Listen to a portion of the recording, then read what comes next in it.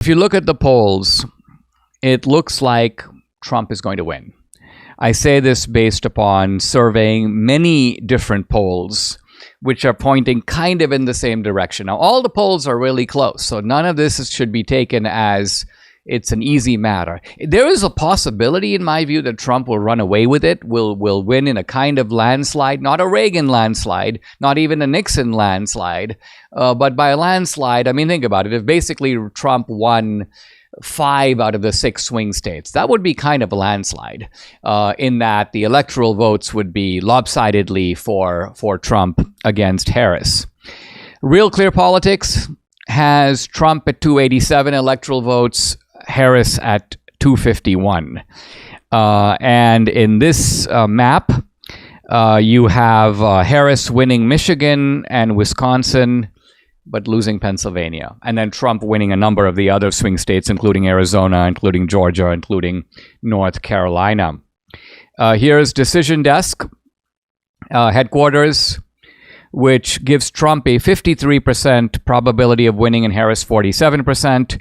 The electoral vote projection, Trump 275, Harris 263. So again, pretty close. And one state or two could really tip that balance. If you look at the toss-up states, Wisconsin, 51% for Trump. I mean, that's a very narrow. Pennsylvania, 53% for Trump. Nevada, 53% for Trump. Michigan, 58% for Harris. Arizona, 61% for Trump. Georgia, 65% for Trump. North Carolina, 65% for Trump. New Hampshire, 70% for Harris. The New York Times came out with a poll which was basically for Trump, slightly, calling a roughly even contest, but saying that Trump has 5 or 6 different pathways to victory. There is no state that Trump cannot afford to lose. He could lose Pennsylvania and still win. So the old doctrine of it's all up to Pennsylvania isn't really right. Trump could win the election and lose Pennsylvania. He could win in 4 or 5 different configurations, and the New York Times provides these maps. Kamala Harris can't. She has a kind of a one-way path to victory, and her behavior, by the way, is congruent with that.